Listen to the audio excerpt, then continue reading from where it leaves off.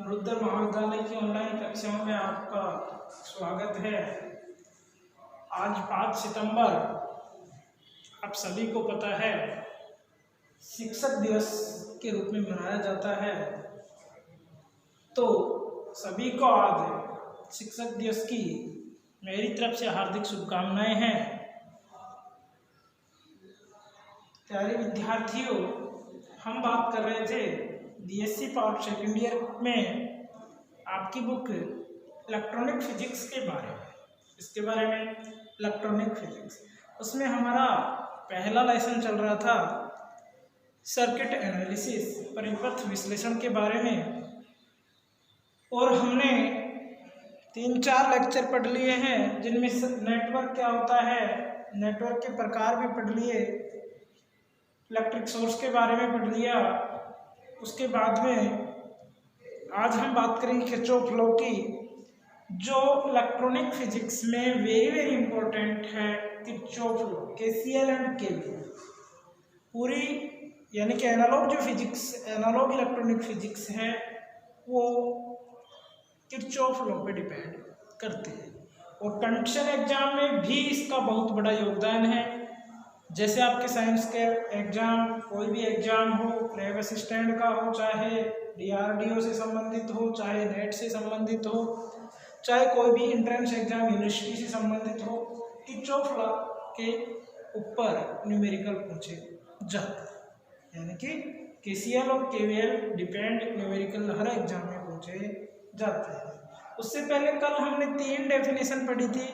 एक तो शाखा क्या होती है, दूसरा हमने नोड पॉइंट पढ़ा था, तीसरा हमने लूप के पास या मैश, इसके बारे में हमने अध्ययन किया था।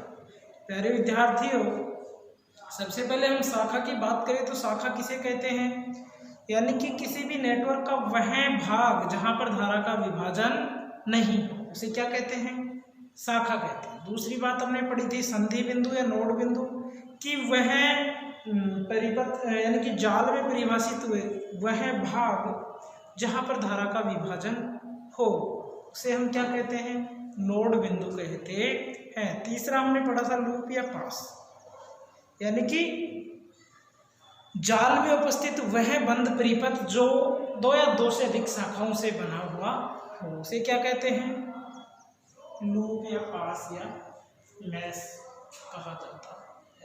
यहाँ तक आपने अध्ययन कर लिया था। उसके बाद में आज हम किरचॉफ के नियम के बारे में पढ़ेंगे।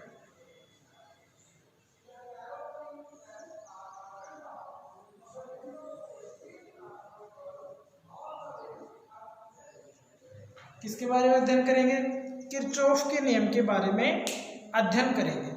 तो विद्युत परिपथ को हल करने के लिए वैज्ञानिक किरचॉफ ने धारा और वोल्टता का नियम दिया था। किसके लिए, विद्युत परिपथ को हल करने के लिए किरचॉफ नामक वैज्ञानिक ने करंट एंड वोल्टेज लॉ दिए थे। कौन कौन से नियम दिए थे, धारा का नियम और वोल्टता का नियम, जिसे हम किरचॉफ का प्रथम नियम और द्वितीय नियम कहते हैं। क्या कहते हैं, जिन्हें हम किरचॉफ के प्रथम नियम और द्वितीय नियम के नाम से भी जानते हैं। तो आज हम बात करें किरचॉफ के प्रथम नियम या धारा के नियम के बारे में। कौन सा नियम, किरचॉफ का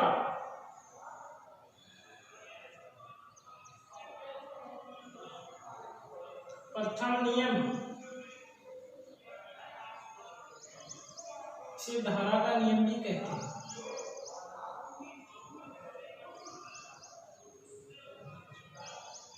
केसीएल, किरचॉफ करंट लॉ, क्या कहते हैं डायरेक्ट इसको, केसीएल, क्या कहते हैं, केसीएल, किरचॉफ करंट लॉ।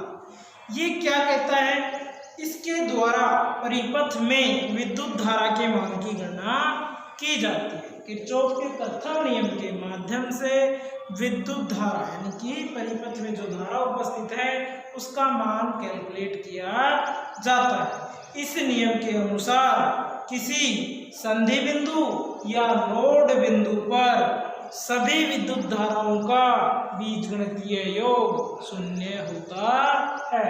यानी कि किरचॉफ के प्रथम नियम के अनुसार किसी संधि बिंदु या नोड बिंदु पर किसका सभी विद्युत धाराओं का बीजगणितीय योग क्या होता है? शून्य। यानी शॉर्ट रूप में कह सकते हैं summation I equal to 0। It is called Kirchhoff current law. यानी कि समेशन I इक्वल टू 0। आपने 12th में भी पढ़ा होगा किरचॉफ के नियम। यहाँ भी यही है क्या कि धारा पे डिपेंड है, धारा के मान की गणना की जाती है इसके द्वारा। और क्या कहता है कि जो हमने संधि बिंदु पढ़ा था, यानी कि उस पे उपस्थित उस बिंदु पर सभी विद्युत धाराओं का जो बीजगणितीय योग होगा वो 0 के बराबर होता है। यानी कि हम एक चित्र के माध्यम से इसको समझते हैं।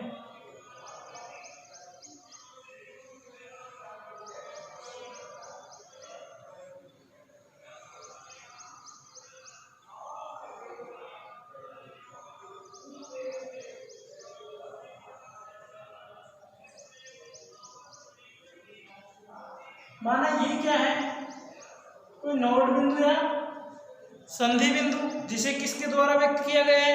P के द्वारा। अब इसमें करंट का फॉलो करें। I1 माना इधर यानी कि संधि बिंदु की तरफ जा रही है। I1 किधर जा रही है? संधि बिंदु की तरफ। I2 ये भी किधर आ रही है? संधि बिंदु की तरफ। I3 I4। ठीक। अब इस चित्र के माध्यम से हम किरचॉफ के प्रथम नियम को किस प्रकार व्यक्त कर सकते हैं? यानी कि संधि बिंदु की तरफ आने वाली धाराओं का योग जाने वाली धाराओं के योग के बराबर होता है। यही होता है।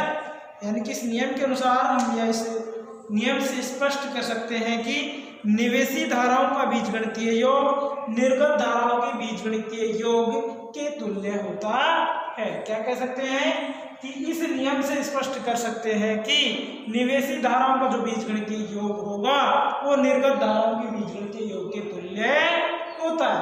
तो यहाँ I1 है, बिंदु की तरफ जा रही है पॉजिटिव I1, I2 भी बिंदु की तरफ आ रही है तो पॉजिटिव I2, I3 बाहर जा रही है नेगेटिव I3, फिर ये भी बाहर जा रहा है तो I4 इक्वल टू 0। यही पढ़ा है हमने।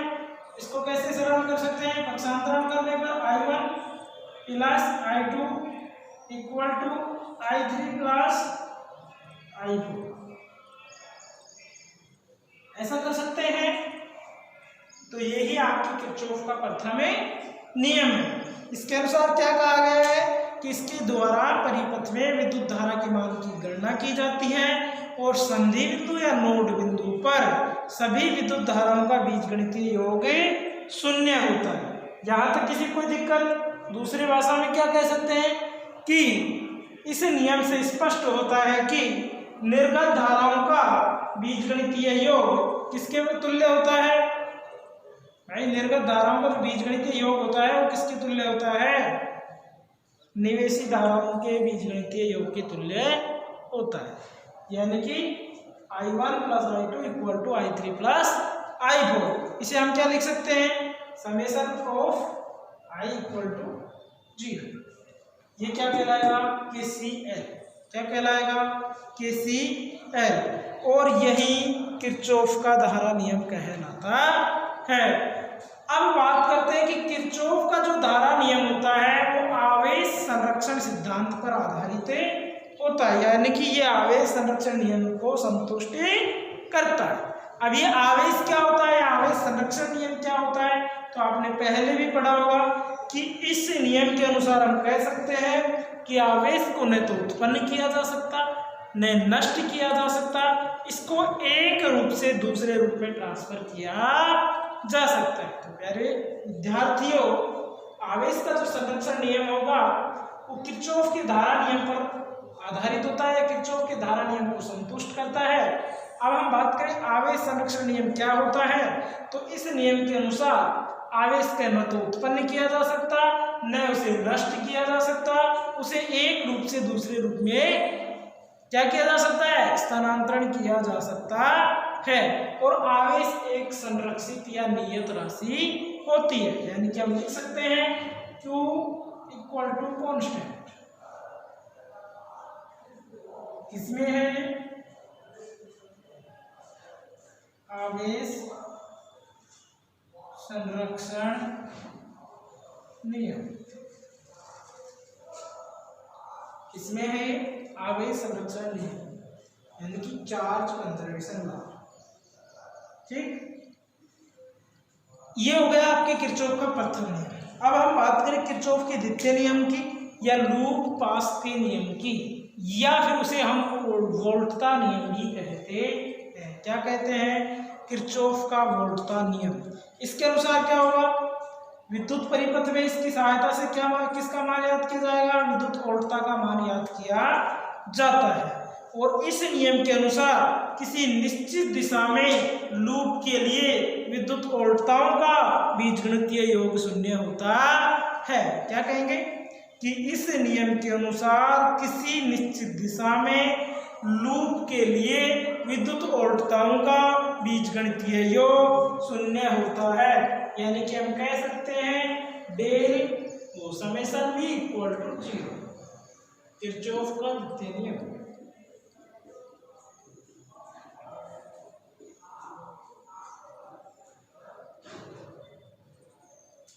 इसे हम कहते हैं KVL, किरचॉफ वोल्टता लॉ, यानी कि वोल्टता नियम। क्या है वोल्टता नियम? यानी कि इस नियम के अनुसार किसी निश्चित दिशा में लूप के लिए विद्युत वोल्टताओं का बीजगणितीय योग क्या होता है? शून्य होता है। अभी चित्र के माध्यम से या परिपथ के माध्यम से हम इसको समझ सकते हैं।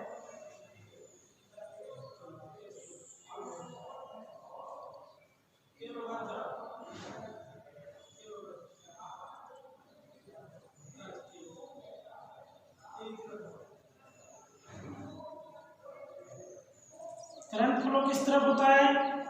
High voltage to low voltage. इधर होता है high voltage to low voltage. इधर E1 है, इधर E2 है। R1 R2 I equal to क्या होता है? V इक्वल टू क्या होता है?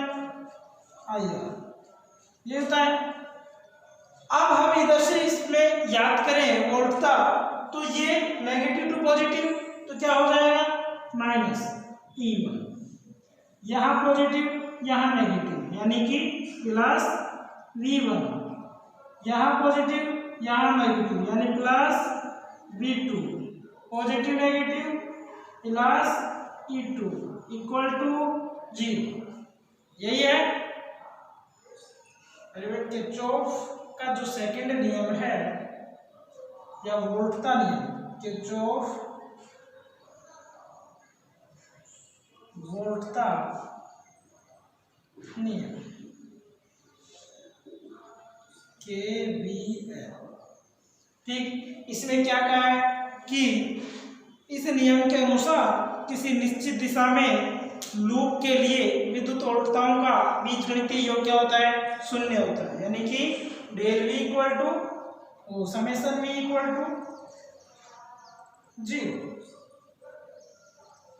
ठीक है, ये होता है। उसके बाद हमने एक परिपथ लिया और हम जानते हैं कि जो करंट का फ्लो होगा वो high voltage to low voltage होता है। तो ये E1 है, नेगेटिव पॉजिटिव यानी कि विपरीत डायरेक्शन में हो रहा, तो क्या आएगा? माइनस E1 प्लस से माइनस, यानी कि high voltage to low voltage, तो प्लस V1। इसी प्रकार प्लस टू माइनस, यानी कि high voltage to low voltage plus V2, और plus to minus high voltage to low voltage, यानी कि प्लस E2 इक्वल टू 0। तो ये क्या प्राप्त होगा हमारे यहाँ से? V1 plus V2 equal to E1 minus E2। ये प्राप्त होगा ना? अरे यही तो प्राप्त होगा।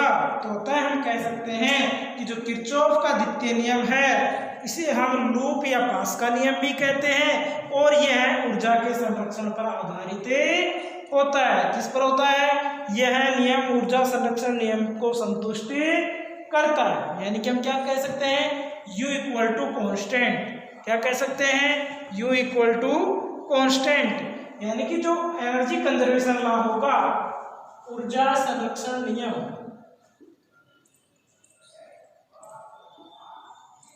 भाई दोनों बातें आपको याद रखनी है। केवीएल किसको संतुष्ट करता है?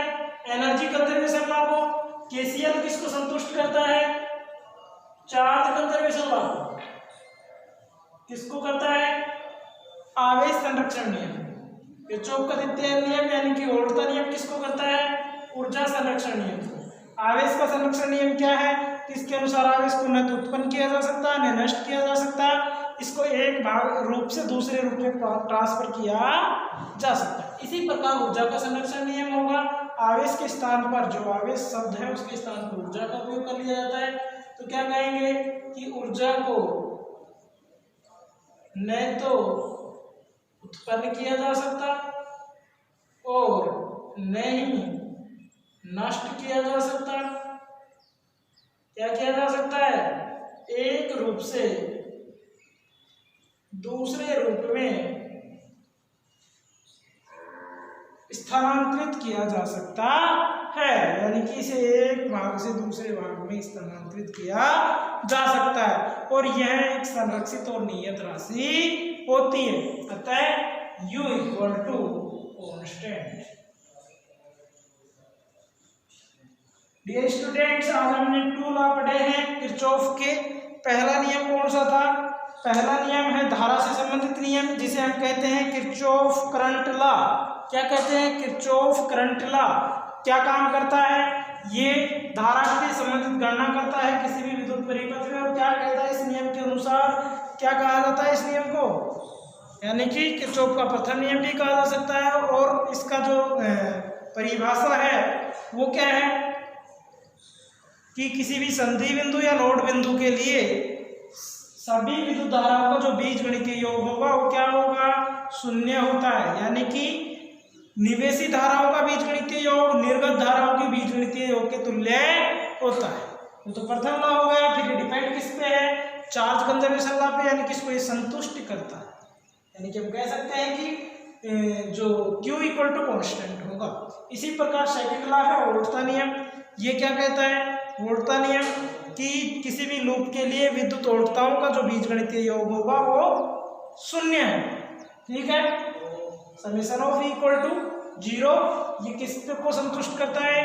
ये एनर्जी कंजर्वेशन लॉ को संतुष्ट करता है। तो दोनों नियम आपको सही से पढ़ने हैं। इसमें जो ये हमने डायरेक्शन लिया है और किस रूप में लिखा है इसको भी सही रूप से समझना है।